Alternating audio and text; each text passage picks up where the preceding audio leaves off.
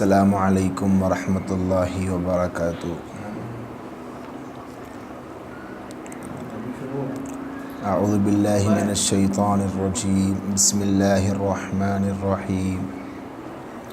الذین یؤمنون بالغیب ویقیمون الصلاة ومما رزقناہم ينفقون والذین یؤمنون بما انزل الیک وما انزل من قبلک وبالآخرۃ هم یوقنون۔ گزشتہ درس میں سورۃ البقرہ کی آیت نمبر 3 کے بارے میں کچھ باتیں ہمارے سامنے آئی تھی۔ اللہ تبارک و تعالیٰ نے تقوی والے لوگوں کی کچھ صفتیں بیان فرمائی ہیں، جن میں سے پہلی صفت ہے کہ وہ لوگ اندیکھی چیزوں پر یقین رکھتے ہیں، یعنی وہ چیزیں جن کا تعلق نہ مشاہدے سے ہوتا ہے، وہ چیزیں جن کا تعلق نہ آنکھوں سے دیکھ کر ہو سکتا ہے، نہ کانوں سے سن کر جن کا علم ہو سکتا ہے، نہ انسان ہاتھ سے چھو کر، نہ ناک سے سونگھ کر، اور نہ پیروں سے چل کر جن چیزوں تک جا سکتا ہے، نہ جن چیزوں تک عقل کی رسائی ممکن ہے، ان چیزوں کو غیب کہتے ہیں۔ اور ایمان نام ہے کہ کسی شخصیت پر اعتماد کر کے ان کی بات کو مان لینے کا، اور ایمان شرعی اعتبار سے نبی کریم صلی اللہ علیہ وسلم کی ذات کی ہر بات کو آپ پر کامل یقین کر کے مان لینے کا نام ہے۔ چنانچہ غیب پر ایمان لانے کے سلسلے میں کچھ وضاحت ہمارے سامنے آئی تھی، جیسے آمنت باللہ میں اللہ پر ایمان لانا، کہ اللہ کی ذات عالی کے بارے میں اس بات کا یقین رکھنا کہ اللہ تبارک و تعالیٰ کے سلسلے میں نبی کریم صلی اللہ علیہ وسلم نے جو وضاحتیں فرمائی ہیں اللہ ویسے ہی ہیں، جیسی صفات نبی نے اللہ کی بتائی ہیں اللہ پاک اسی طرح ہیں۔ قرآن اللہ کا جیسے انٹروڈکشن کراتا ہے اللہ ویسے ہی ہیں۔ بہت ساری صفات ایسی ہیں جس کے بارے میں کیفیت کا علم نہیں ہے، تو ان میں ہم کو پڑھنے کی اجازت بھی نہیں ہے کہ اللہ کے ہاتھ کی کیا کیفیت ہے، اللہ کی پنڈلی کی کیا کیفیت ہے، اللہ کے عرش پر مستوی ہونے کی کیا کیفیت ہے۔ ان کیفیتوں کے بارے میں پڑھنے کا، کھوج کرنے کا نہ ہم کو حکم ہے، اور نہ اس سے کوئی مسائل جڑے ہوئے۔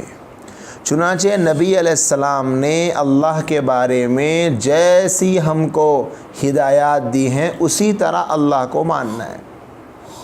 وَمَلَائِكَتِهِ، اور اللہ کے بعد فرشتوں پر ایمان لانا کہ فرشتوں کو اللہ نے جیسے بنایا ہے اسی طرح وہ فرشتے اللہ کی مخلوق ہیں۔ اللہ نے ان فرشتوں کو نور سے بنایا، وہ نورانی مخلوق ہے۔ پھر فرشتوں میں 4 بہت بڑے فرشتے، حضرت جبرائیل جن کا کام فرشتوں اللہ کے پاس سے نبیوں کے پاس پیغام لانا تھا، وحی لانا تھا۔ اسی طرح حضرت اسرائیل جن کا کام روح کھینچنا ہے۔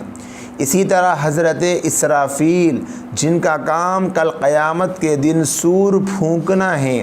اسی طرح حضرت میکائیل جن کا کام لوگوں کا رزق ان تک پہنچانا ہے۔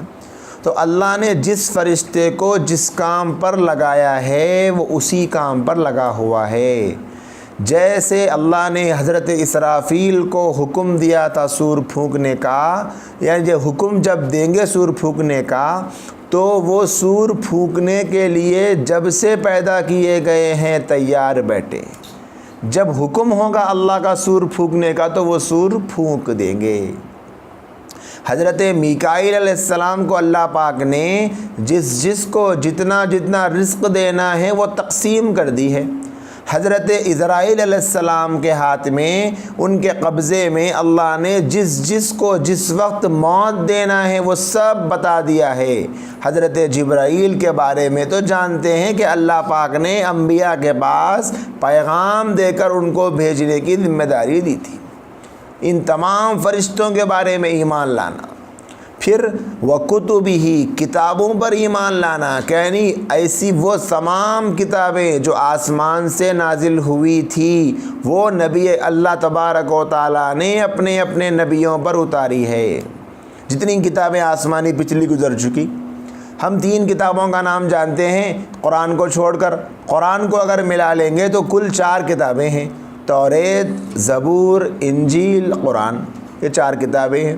سورۃ الاعلیٰ میں اللہ نے فرمایا صحف ابراہیم و موسیٰ، یعنی جو مضمون اللہ نے سورۃ الاعلیٰ میں بیان کیا کہ بل تؤثرون الحیات الدنیا والآخرۃ خیر وابقیٰ ان ھذا لفی الصحف الاولیٰ صحف ابراہیم و موسیٰ، کہ یہ جو مضامین اللہ نے قرآن میں بیان فرمائے کہ تم لوگ کامیاب تو وہ شخص ہوگا جس نے اپنی اصلاح کر لی، اپنے آپ کو پاک و صاف کر لیا گناہوں سے، اللہ کا نام لیا، نماز پڑھی، اور فرمایا یہ کام تم سے کیوں نہیں ہو رہے ہیں؟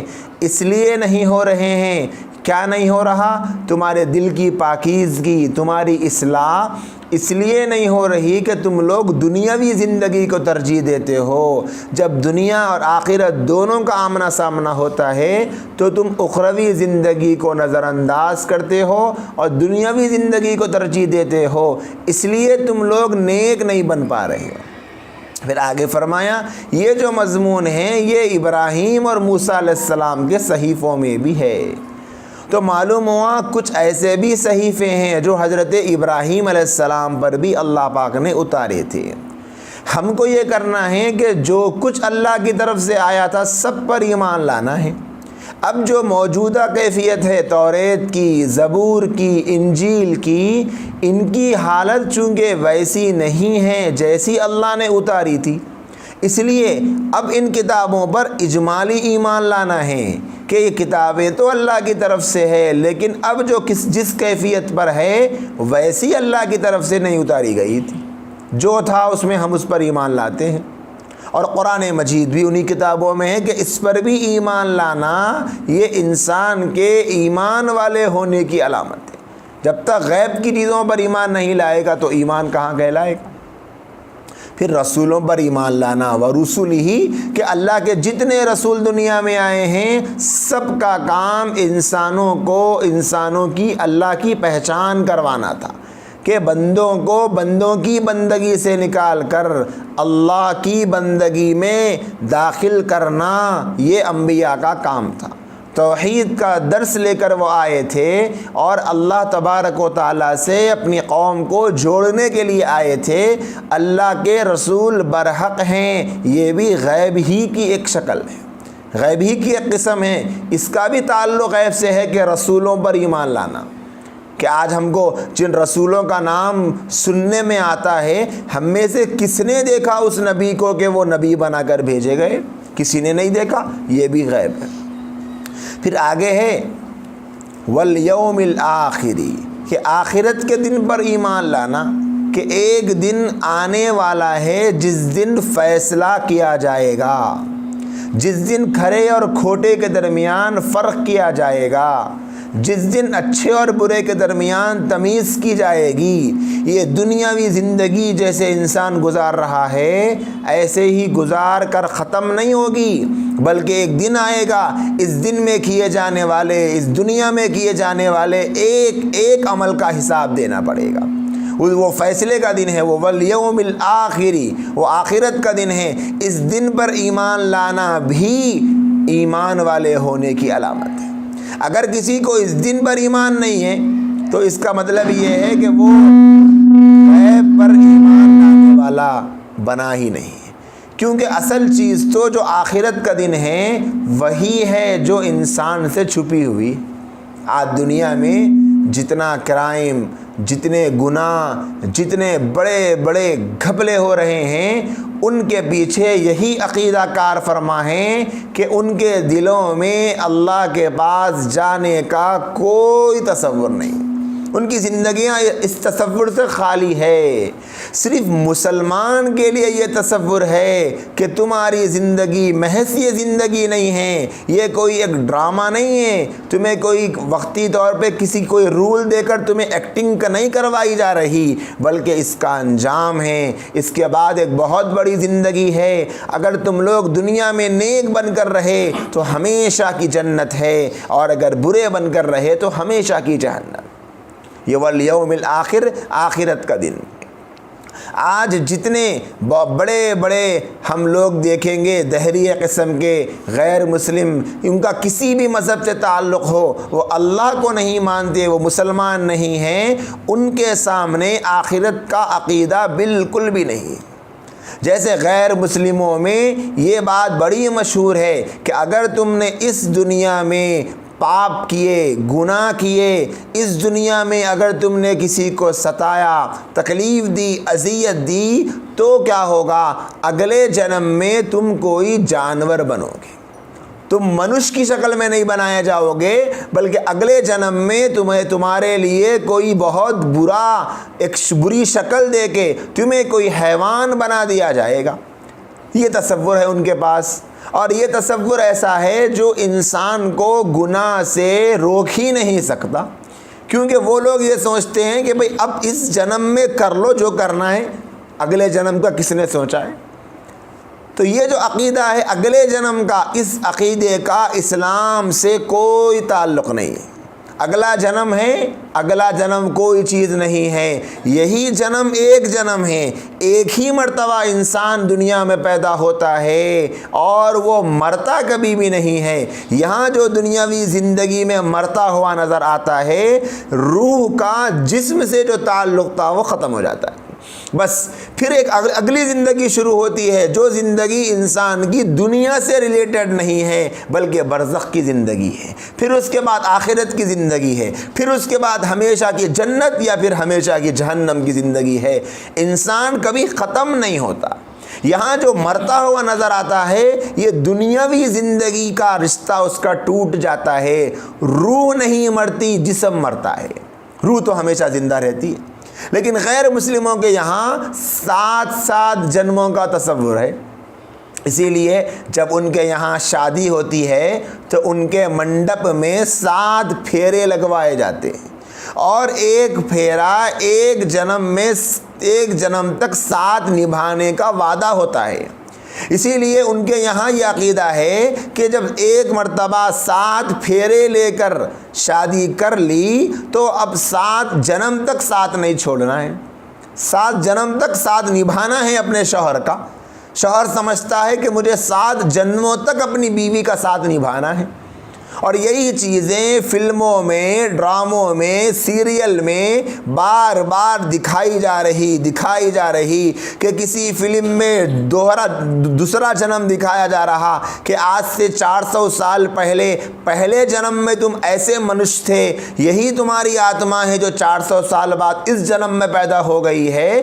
اس قسم کے ڈرامے، سیریل دیکھ کر مسلمانوں کا دماغ اور مسلمانوں کا ذہن آخرت کے دن سے ہٹتا جا رہا ہے۔ وہ بھی یہی سمجھ بیٹھے ہیں کہ جیسے ماحول میں انسان ہوتا ہے اسی طرح کا ماحول اس کے اوپر اثر انداز ہوتا ہے۔ اگر تھوڑی دیر کے لیے بد اخلاقوں کی مجلس میں چلے جائیں، بروں کی مجلس میں چلے جائیں، ایسی مجلس میں جہاں گالیاں دی جاتی ہو، جہاں پر کسی کو بدتمیزی سے پکارا جاتا ہو، تو 10 منٹ وہاں بیٹھ کر اٹھیں گے تو زبان سے ویسے ہی بدتمیزی کے جملے نکلنے شروع ہو جاتے ہیں۔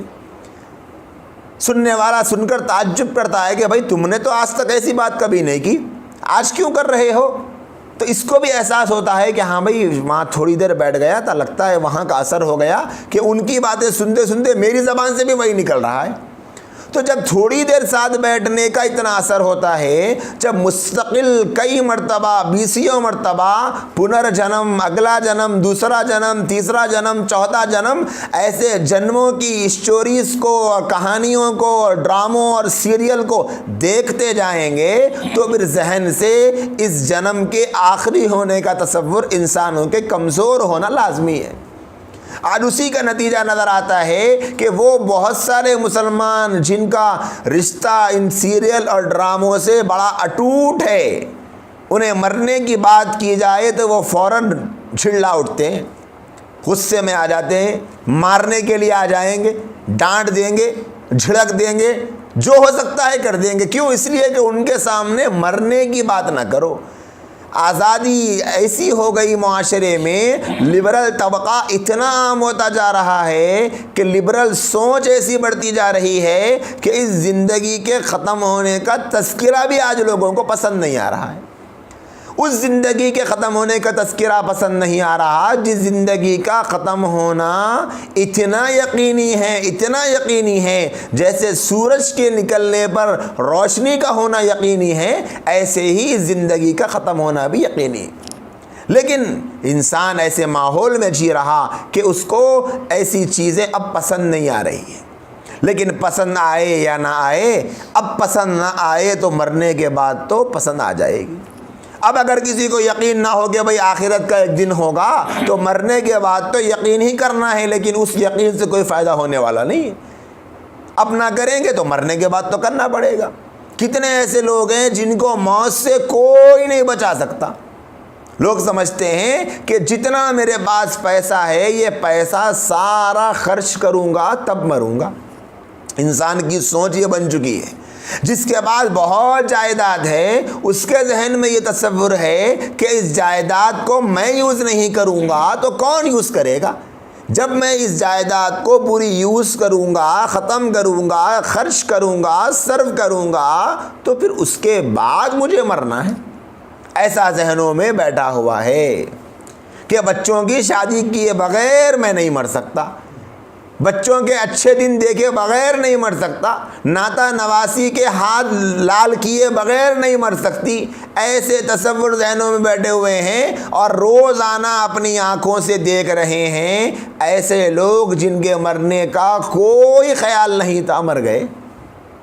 اور کتنے ایسے ہیں جو بستروں پر 5 سال سے پڑے ہیں جن کے مرنے کی 100% گارنٹی ہے۔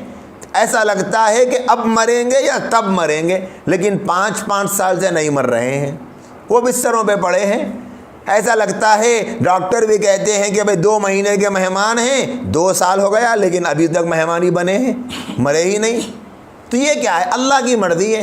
اور اس بیمار کے سامنے 50 لوگ ایسے جو صحت مند تھے، چلتے پھرتے، کھاتے پیتے، جنہیں کوئی بیماری نہیں، جن کے مرنے کی خبر سن کر کانوں کو یقین نہیں آتا کہ یہ مر کیسے سکتے ہیں، وہ بھی مر گئے۔ سب لوگ مر رہے ہیں۔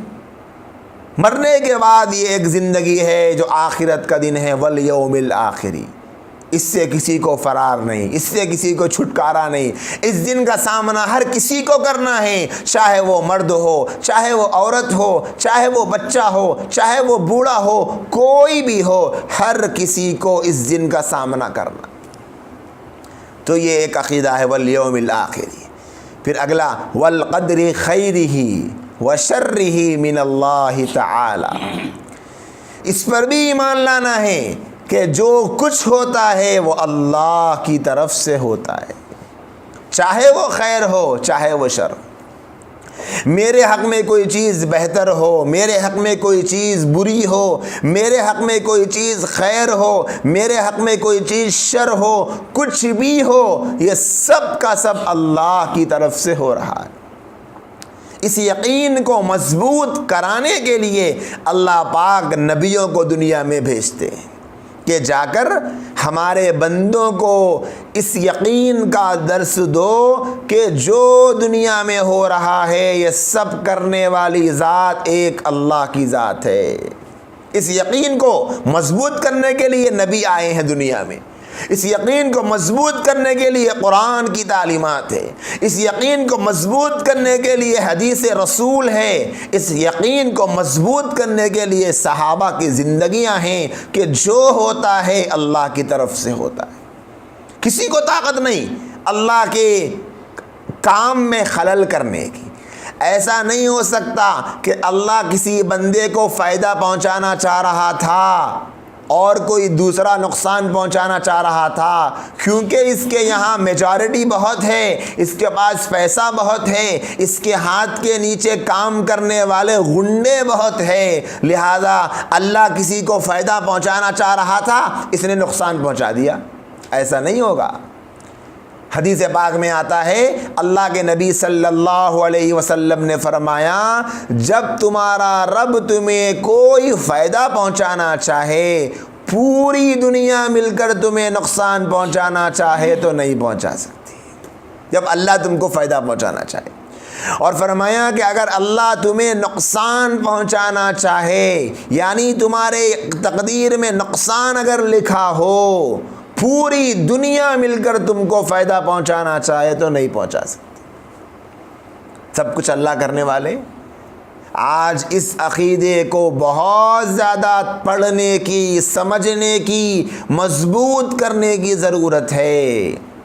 آج چونکہ گناہوں کا ماحول عام ہوتا جا رہا، انسانوں کے اندر انسانیت آئے دن کم ہوتی جا رہی، ایک دوسرے سے دشمنی، عداوت، بدلہ، ایک دوسرے کے ساتھ زیادتی کے معاملات بہت پیش آ رہے ہیں، تو آج لوگ اللہ کی ذات عالی سے ہٹ کر کسی دوسرے اور تیسرے کی ذات پر بھی بھروسہ کرنے لگ رہے ہیں کہ بھئی کاروبار میں نقصان ہو رہا ہے، تو اب ذہن اس بات کی طرف نہیں جاتا کہ میرا اللہ میرے لیے اس نقصان میں پتہ نہیں کیا خیر رکھا ہے، بلکہ خیال اس طرف جاتا ہے کہ شاید کسی نے میرے کاروبار کو خراب کرنے کے لیے کچھ کیا ہے، کچھ کیا ہے۔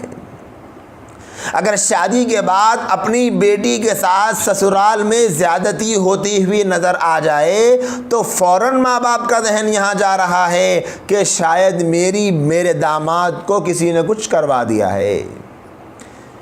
ساسوں کو داماد کے بارے میں شک اور ساسوں کو بہوؤں کے بارے میں شک ہونا بہت عام ہو گیا ہے۔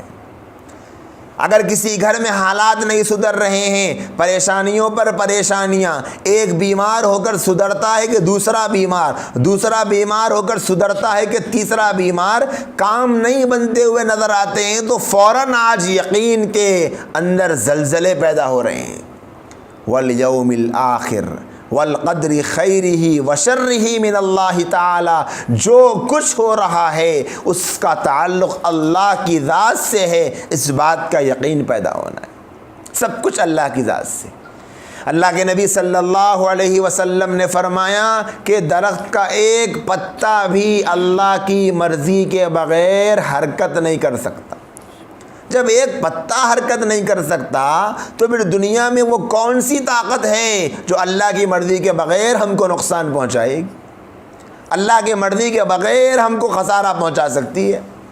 لوگوں کا یقین اتنا کمزور ہو گیا کہ اگر کسی کو علاج کے بعد شفا نہیں ہو رہی ہے تو کہتے ہیں کہ بھئی فلاں صاحب ان کو صحت مند ہونے نہیں دینا چاہتے، یہ دواؤں میں شفا کا جو عنصر ہے اسے روک رہے ہیں، یہ یقین بگڑ رہا ہے آج۔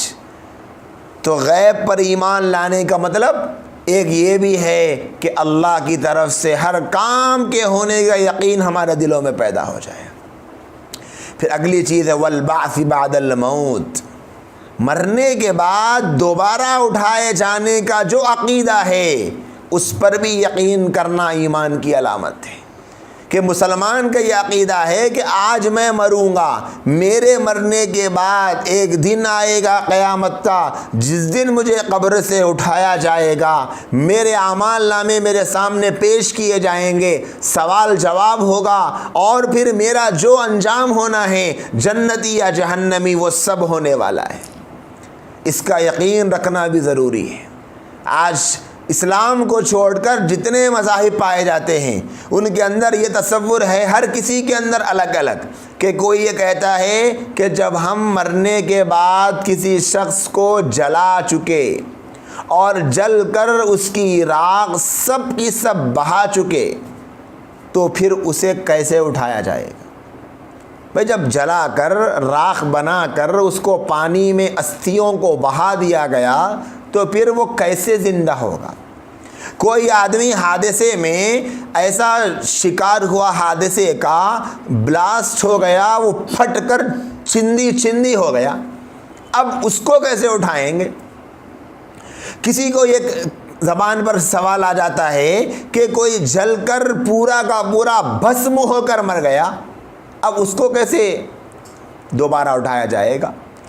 تو ہمیں اچھی طرح اس بات کو ذہن میں رکھ لینا چاہیے کہ صرف مسلمان ہی ایسے لوگ ہیں جن کا یہ عقیدہ ہے کہ مرنے کے بعد اللہ ضرور اٹھائے گا، چاہے کسی بھی حالت میں مریں، چاہے زمین میں دفن کیے جائیں، چاہے پانی میں بہا دیے جائیں، چاہے آگ میں جلا دیے جائیں، چاہے بلاسٹ میں پھٹ جائیں، چاہے چیل اور کوے بوٹیوں کو نوچ نوچ کر کھا لیں، اگرچہ جسم کا ایک ایک رواں بھی ہزاروں حصوں میں جسم بڑھ جائے، پھر بھی اللہ تبارک و تعالیٰ کل قیامت کے دن اسی انسان کو قبر سے دوبارہ اٹھائیں گے۔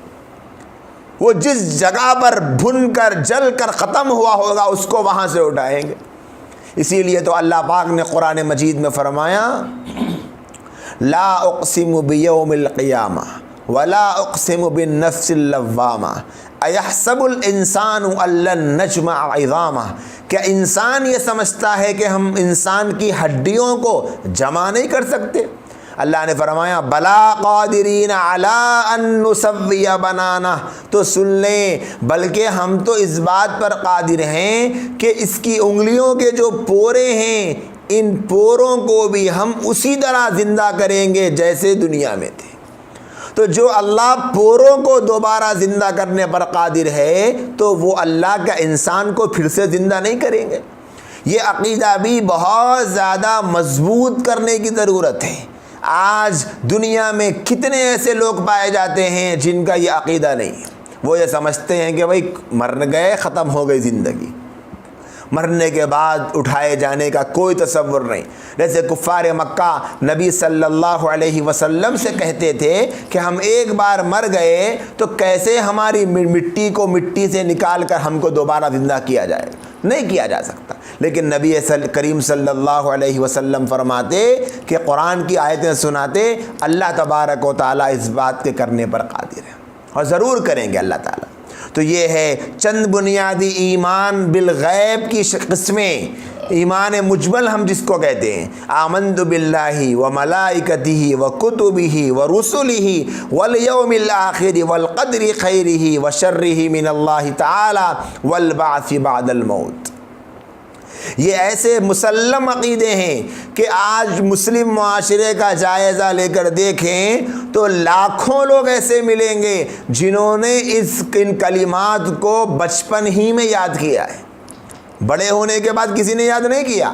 جب بچپن میں مکتب میں پڑھتے تھے اسی وقت میں یہ یاد کرایا جاتا ہے، جبکہ نہ ایمان باللہ کا مطلب سمجھ میں آتا ہے، نہ ملائکہ پر ایمان کا مطلب سمجھ میں آتا ہے، نہ کتابوں اور رسولوں پر ایمان کا مطلب سمجھ میں آتا ہے۔ اس لیے بچپن میں رٹایا جاتا ہے تاکہ جب جوان ہو اور ان عقائد سے آشنا ہو تو ذہن و دماغ اس بات کی گواہی دے کہ یہ تو وہ عقائد ہے جس کو تم بچپن سے یاد کرتے ہوئے آ رہے ہو۔ یہ ایسے بنیادی عقائد ہیں۔ تو اللہ نے تقوی والوں کی پہلی صفت جو بیان فرمائی وہ ہے ایمان بالغیب۔ وہ غیب پر ایمان لاتے ہیں، مشاہدے پر ایمان نہیں۔ مشاہدے پر اگر ایمان ہوگا تو اس کو ایمان نہیں کہیں گے۔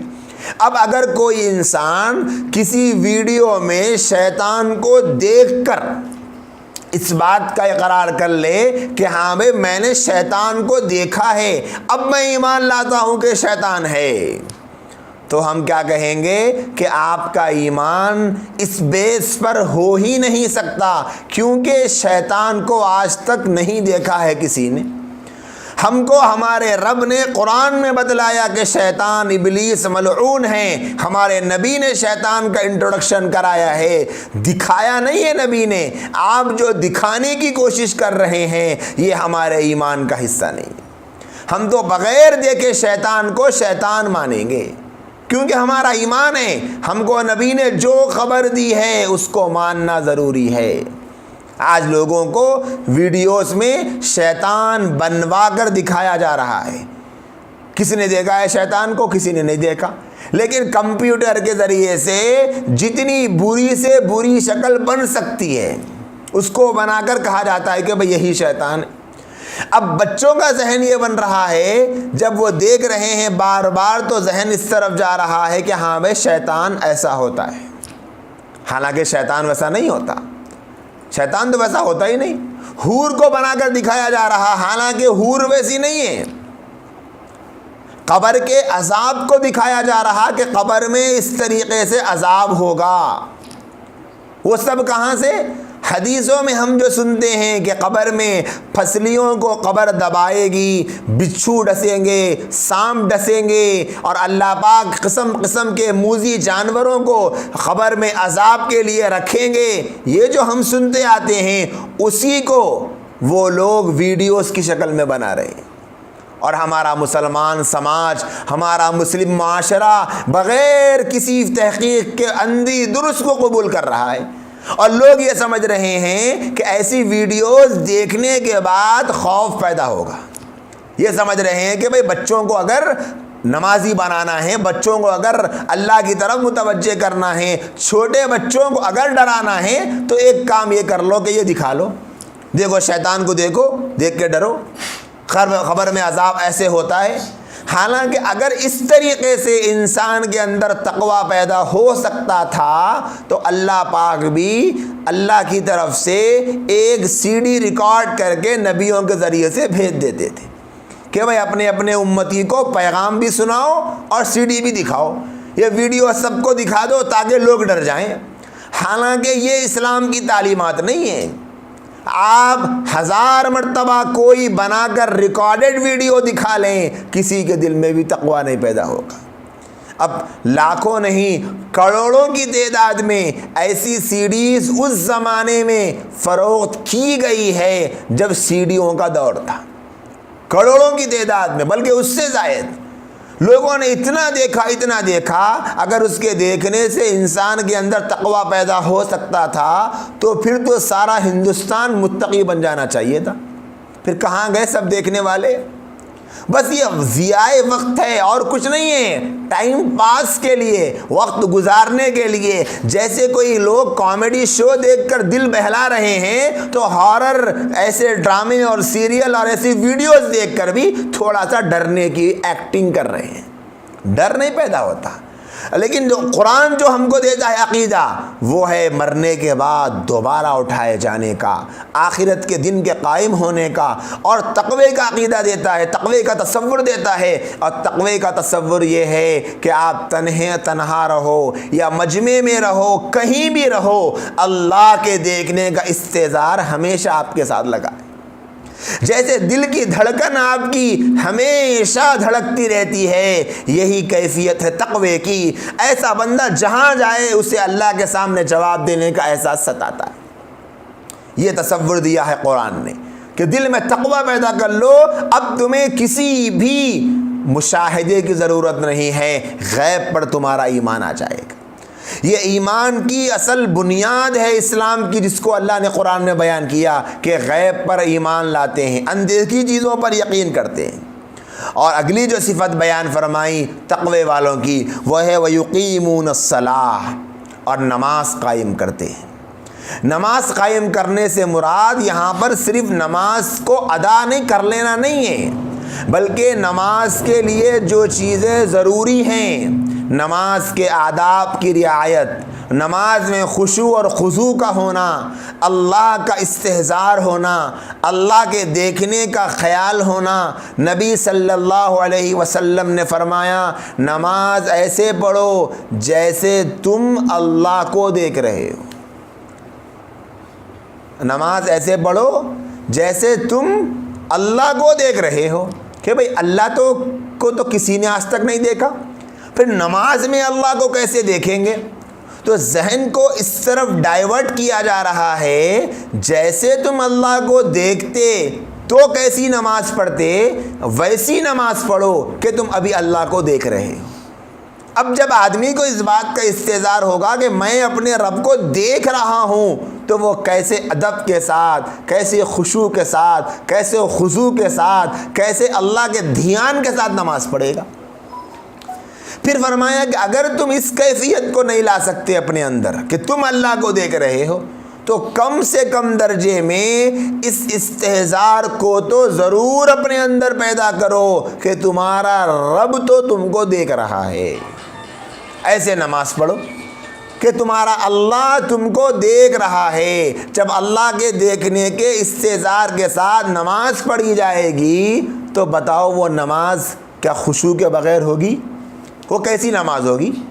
جب اللہ کے استحضار کے ساتھ نماز پڑھی جائے گی تو اللہ اکبر کہنے سے لے کر السلام علیکم ورحمۃ اللہ تک ہر لمحہ اللہ یاد آئیں گے، کیونکہ اللہ دیکھ رہے ہیں۔ جب کوئی آدمی، مثال کے طور پر کوئی کسی باپ نے اپنے بیٹے کو کچھ کام دیا، کام دے کر یہ کہا کہ بیٹے یہ کام کر لو، اب بیٹا کام میں لگا ہوا ہے، نظر پیچھے موڑ کر دیکھا تو ابا اپنے کام میں لگے ہوئے ہیں، تو کام کے کرنے میں تھوڑی بہت کاہلی ہوگی کہ چلو بھائی ابا تو وہاں دیکھ رہے ہیں، چلو کرو جیسے کرنا ہے کرو۔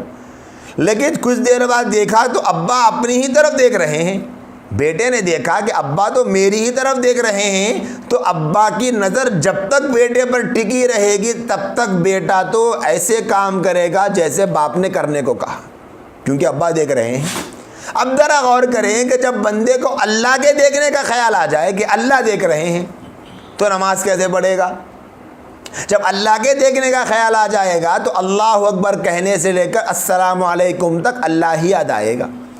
پھر رکوع بھی صحیح ہوگا، قیام بھی صحیح ہوگا، تلاوت بھی صحیح ہوگی، قرآن کے پڑھتے وقت میں بھی ذہن نہیں بھٹکے گا، رکوع میں بھی ذہن اللہ کی طرف رہے گا، سجدے میں بھی اللہ کی طرف رہے گا۔ چونکہ اللہ کے دیکھنے کا استحضار نہیں ہے، سجدے میں چلے گئے، اور سجدہ کیا چیز ہے؟ نبی صلی اللہ علیہ وسلم نے فرمایا جب تم سجدہ کرتے ہو تو رحمان کے قدموں میں سجدہ کرتے ہو۔ اللہ کے قدموں میں سجدہ کرنا کتنی بڑی بات ہے، اللہ کے قدموں میں پڑے ہیں اور اللہ ہی یاد نہیں آتا۔ نماز کی تو یہ حالت ہوتی ہے کہ بھائی اللہ کے قدموں میں پڑے ہیں لیکن اللہ ہی یاد نہیں آ رہا ہے۔ کم سے کم درجے میں دنیاوی صورتحال تو یہ ہے کہ جس کے پاس بیٹھے ہیں اس کو تو یاد کرتے ہیں، جس کے ساتھ بیٹھے ہیں اس کو تو نہیں بھولتا انسان، لیکن نماز میں ہیں، اللہ کے قدموں میں پڑے ہیں اور اللہ ہی یاد نہیں ہے۔ زبان سے اللہ کا نام لے رہے ہیں لیکن اللہ ہی یاد نہیں ہے۔ سبحان ربی الاعلی، یہ کیا ہے؟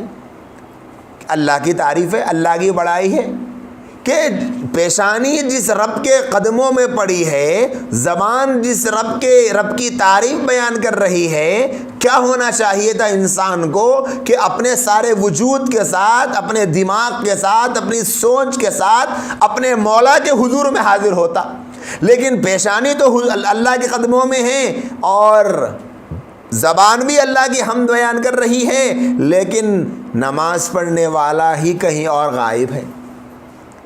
یہ کیفیت کیوں ہے؟ کیونکہ اللہ کے دیکھنے کا استحضار نہیں۔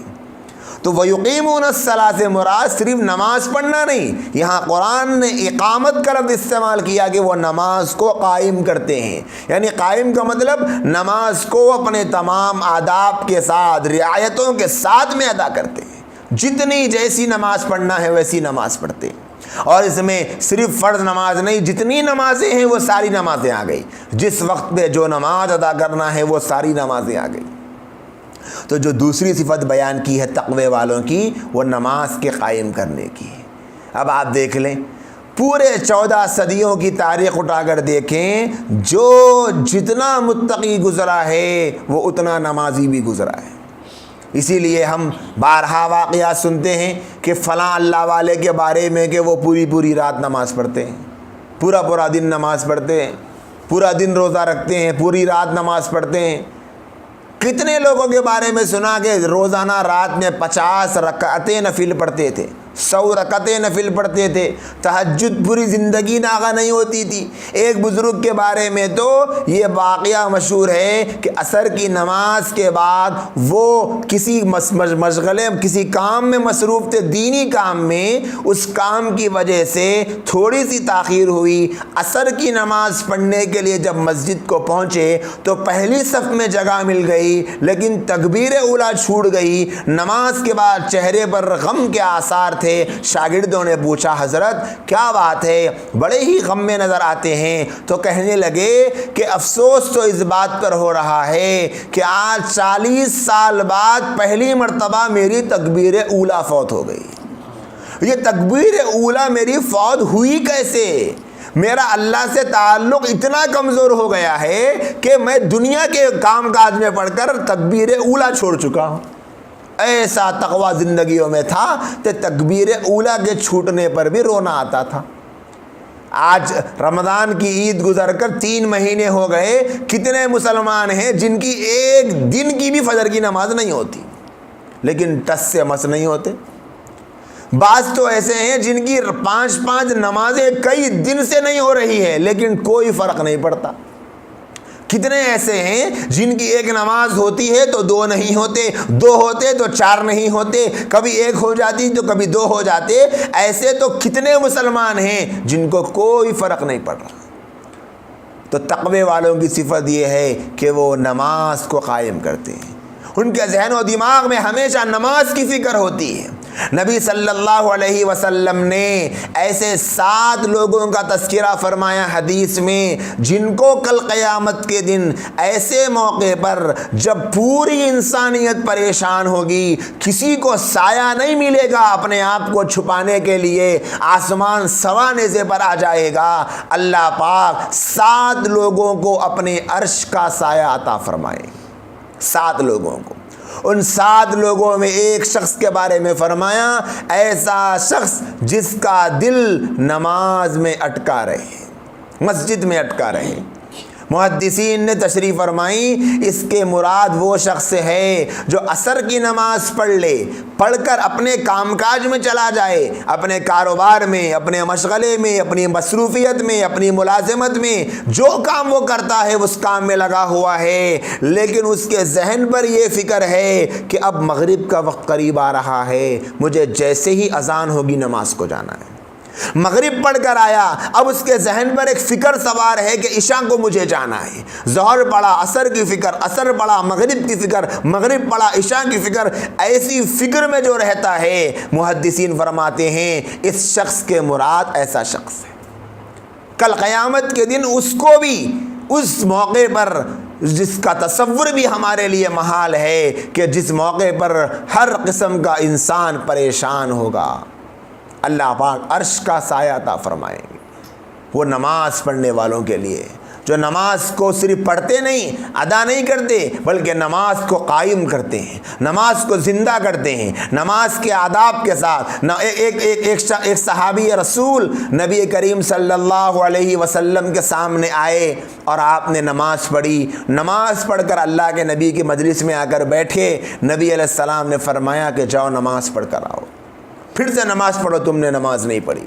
وہ پھر سے گئے اور نماز پڑھے، پڑھ کر واپس آئے۔ نبی علیہ السلام نے فرمایا کہ جاؤ نماز پڑھو، تم نے نماز نہیں پڑھی۔ 3 مرتبہ نبی نے ان کو بھیجا۔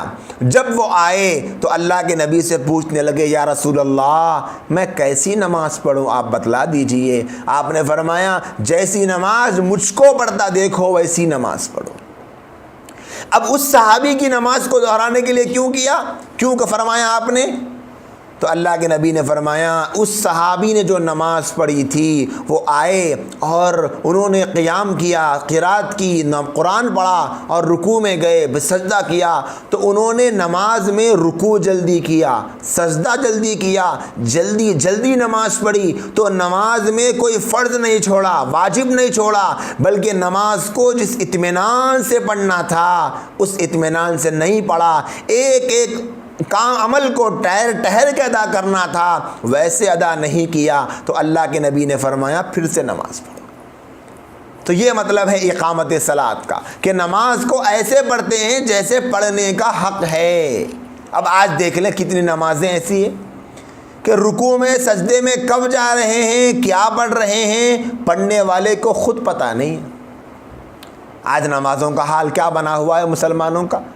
ایک ہی تو عبادت رہ گئی تھی جس کو پڑھتے تھے تو اس کو بھی ایسے پڑھتے ہیں کہ اگر کسی کی رکعت چھوٹ بھی جائے تو امام صاحب کی دعا سے پہلے 3 رکعت مکمل ہو جاتی ہے۔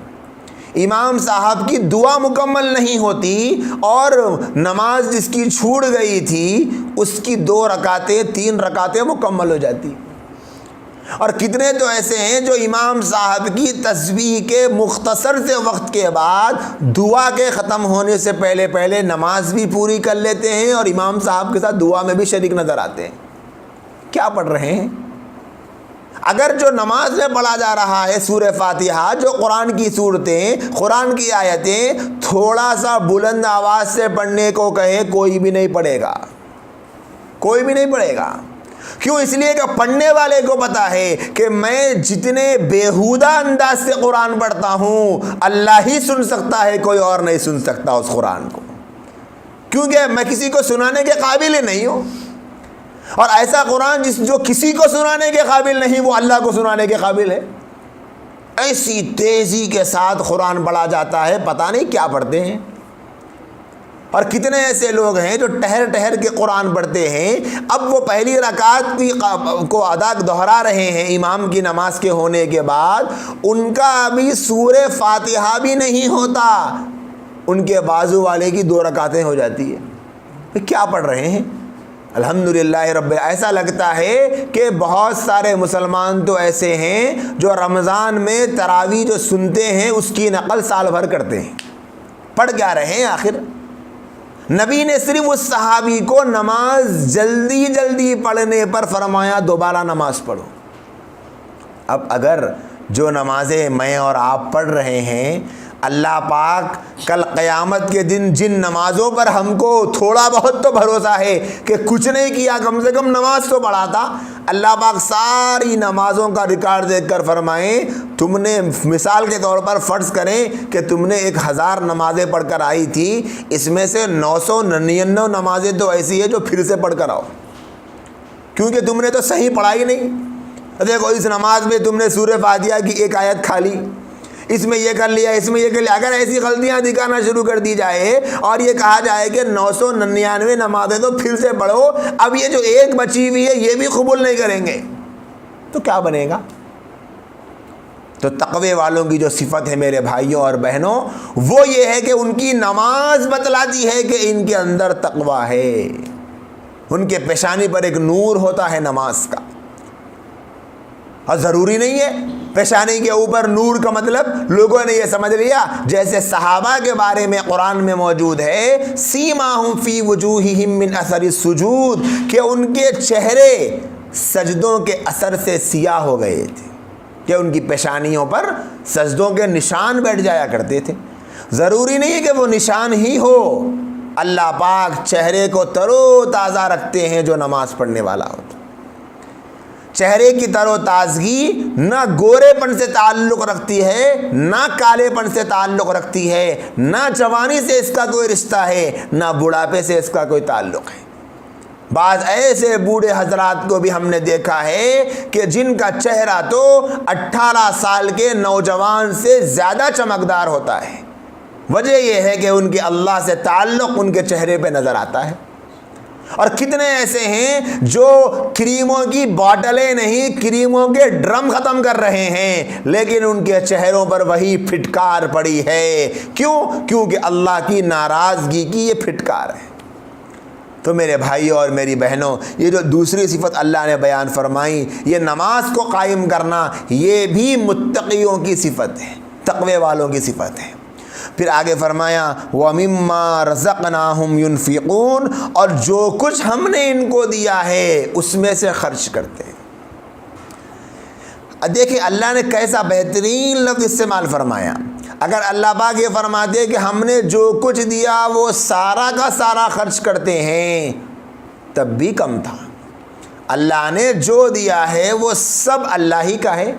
اگر اس سارے کو اللہ کے نام پر خرچ کر دیں تب بھی کم ہے اللہ کے اوپر اللہ کے لیے خرچ کرنا. لیکن یہاں اللہ نے فرمایا وَمِمَّا رَزَقْنَاهُمْ يُنْفِقُونَ، اور ہم نے جو دیا ہے اس میں سے خرچ کرتے ہیں. وہ سارا کا سارا خرچ نہیں کرتے، جو دیا ہے اس میں سے خرچ کرتے ہیں. مفسرین نے لکھا ہے کہ یہاں پر رزقناہم ینفقون میں اللہ پاک نے ینفقون کا لفظ استعمال فرمایا، اور اس کا معنی ہے انفاق، یعنی خرچ کرنا. اور یہ خرچ کرنا کسی بھی اعتبار سے ہو وہ سب اس میں شامل ہے، چاہے فرض ہو جیسے زکوٰۃ، چاہے واجب ہو، بہت ساری چیزیں ہیں جو واجب ہیں مالی اعتبار سے، یا پھر نفل ہو، صدقہ ہو، کچھ بھی ہو، وہ سب اس میں داخل ہے. تو اب مال سے متعلق وہ تمام احکام جس کو شریعت بیان کرتی ہے وہ سارے کے سارے اس چھوٹے سے جملے میں آ گئے. جو زکوٰۃ بھی ادا کرتے ہیں، جو صدقہ بھی ادا کرتے ہیں، جو خیرات بھی کرتے ہیں، جو غریبوں کے ساتھ غریبوں کا خیال بھی کرتے ہیں، جو مجبوروں کی مدد بھی کرتے ہیں، جو رشتہ داروں کا حق بھی ادا کرتے ہیں، جو بہن بھائیوں کا حق بھی ادا کرتے ہیں، وہ بھی تقوی والے ہیں. مال سے متعلق جتنے احکام ہیں مفسرین نے لکھا ہے کہ اس ایک آیت کے ٹکڑے میں وہ سارے کے سارے آ گئے، سب آ گئے، کوئی مالی معاملہ اس سے نہیں بچا رہ گیا. اب آپ ذرا اوپر کی صفت سے اس صفت کو ٹیلی کر کے دیکھیں. اللہ فرماتے ہیں ھدی للمتقین، یہ قرآن تقوی والوں کے لیے ہدایت ہے. تقوی والے کون ہیں؟ جو مالی حقوق کو صاف صاف ادا کرتے ہیں، وہی تقوی والے ہیں. تو کیا وہ آدمی جو 5 وقت کا نمازی تو ہے لیکن جب جائیداد کے بٹنے کا وقت آتا ہے تو بہنوں کا حق مار دیتا ہے، کیا وہ تقوی والا کہلائے گا؟ کیا اس کو متقی کہیں گے جو اپنی بہنوں کی میراث ہضم کر لیتا ہے اور ڈکار بھی نہیں لیتا؟ کیا اس کو متقی کہیں گے؟ کتنے ایسے معاشرے میں لوگ ہیں کہ 1 کروڑ کی پراپرٹی ہے، جب باپ کا انتقال ہوا، تقسیم کا مسئلہ آیا تو یہ کہہ دیا بہنوں کو کہ ہاں بھئی تم کو 1-1 2-2 لاکھ دے دیں گے.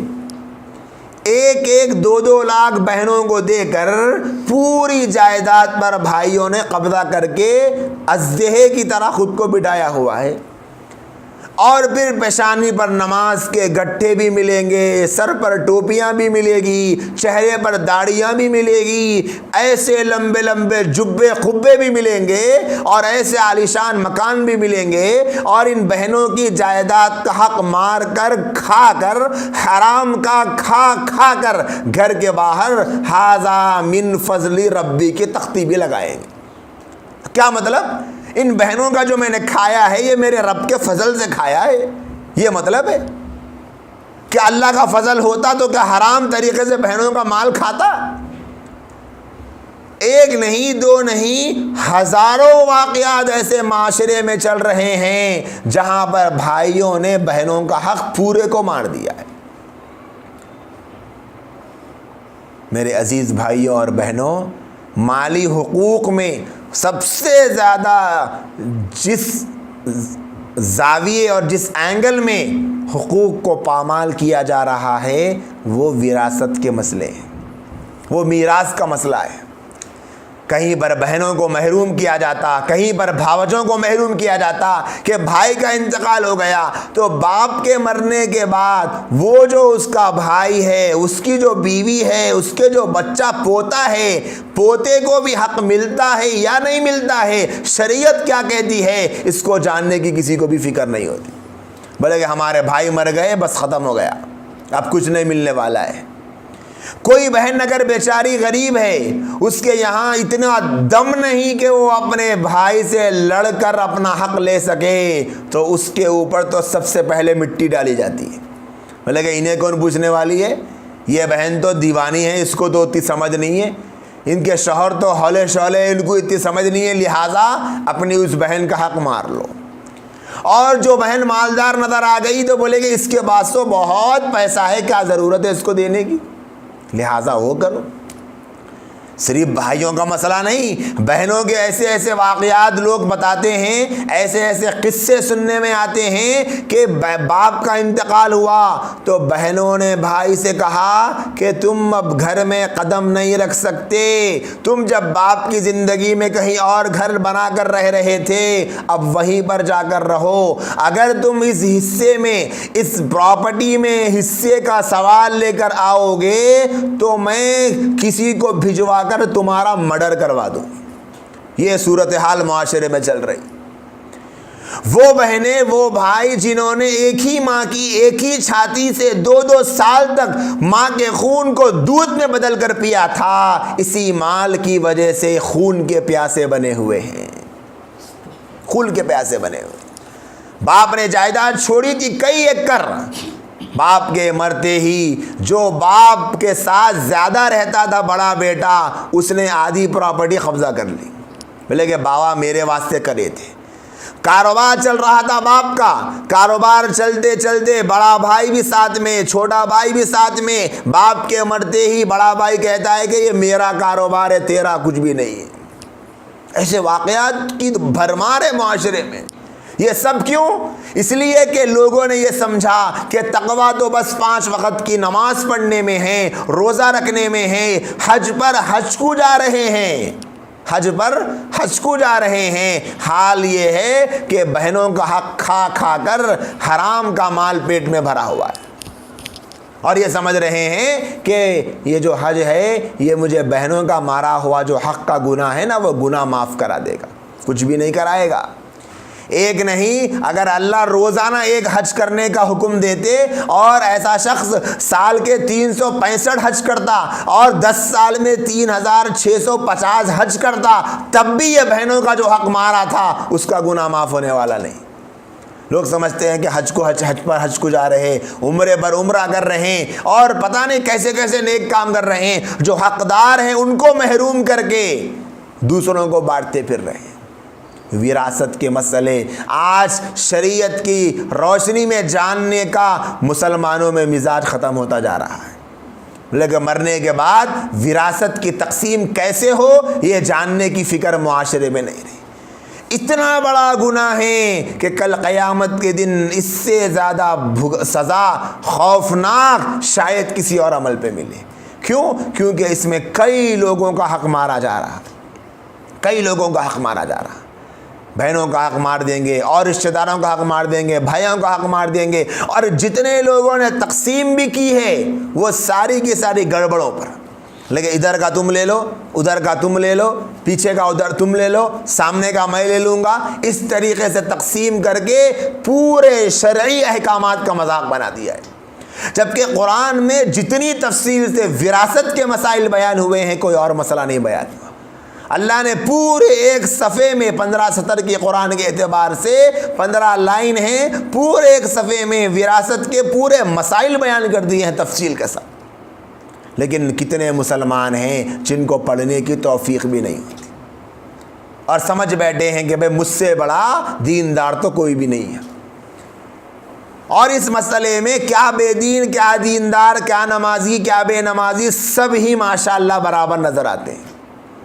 کوئی اگر ایک آدھ بچ گیا ہوگا تو وہ تو ایک آدھ تو ہر جگہ ہوتا ہے، استثناء تو ہر جگہ ہے، کوئی اگر شریف ہوگا پوری ایمانداری کے ساتھ تقسیم کر لے تو کر لے، ورنہ اکثر و بیشتر صورتحال یہی ہے کہ اپنے باپ دادا کی جائیداد کو حرام طریقے سے کھا کر اپنے گھروں کو بڑے سکون میں آباد کیے ہوئے ہیں، اور پتہ نہیں کس نے ایک مسئلہ بتا دیا کہ بیٹی کا حق جو ہوتا ہے وہ 4 آنے کا ہوتا ہے، 4 آنے کا حق بیٹی کا ہوتا ہے، یہ کہہ کر بیٹیوں کو میراث سے محروم ہی کیا جا رہا ہے۔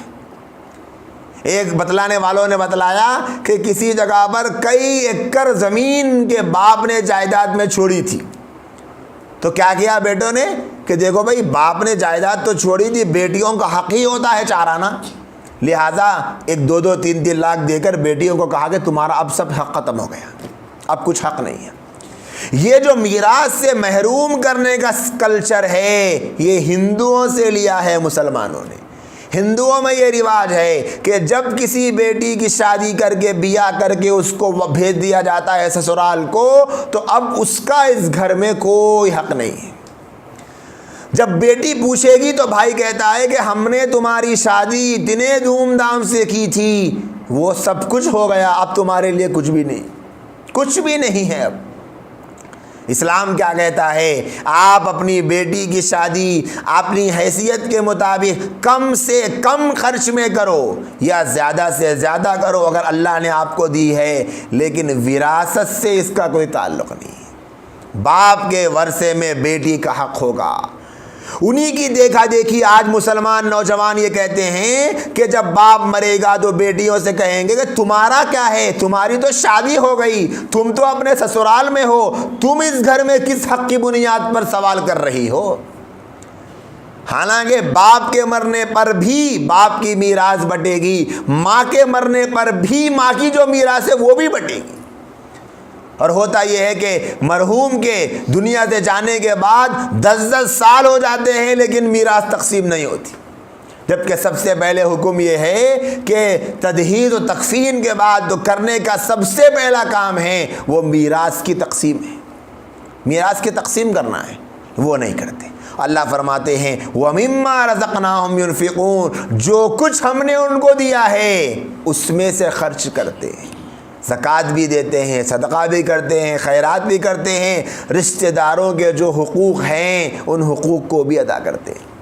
ان 3 آیات کے بارے، ان 3 صفات کے بارے میں مفسرین نے لکھا ہے یؤمنون بالغیب سے جتنے ایمان کے بنیادیں ہیں وہ سب آ گئی، اور وَيُقِيمُونَ الصَّلَاةَ سے جتنی بدنی عبادات ہیں وہ ساری کی ساری اس میں آ گئی۔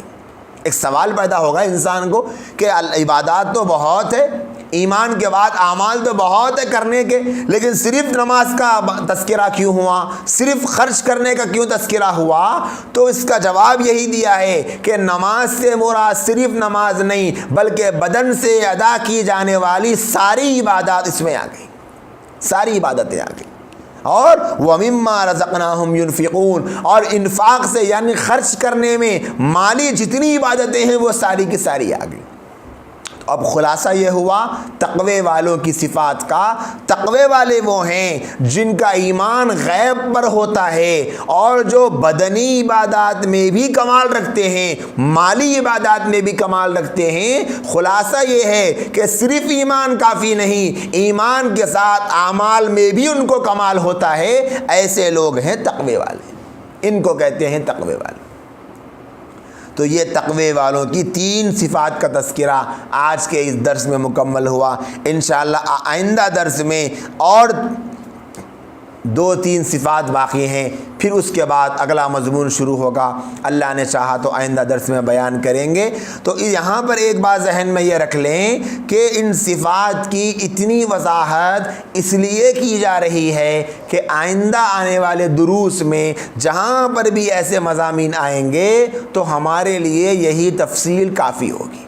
اب ہر جگہ قرآن میں جہاں پر نماز کو قائم کرنے کا تذکرہ آئے گا تو اس کی تفصیل نہیں کی جائے گی، جہاں پر خرچ کرنے کا تذکرہ آئے گا تو اس کی تفصیل نہیں کی جائے گی، جہاں پر غیب پر ایمان لانے کا تذکرہ کیا جائے گا تو اس کی تفصیل نہیں ہوگی، کیونکہ یہاں ساری کی ساری تفصیل ہو رہی ہے۔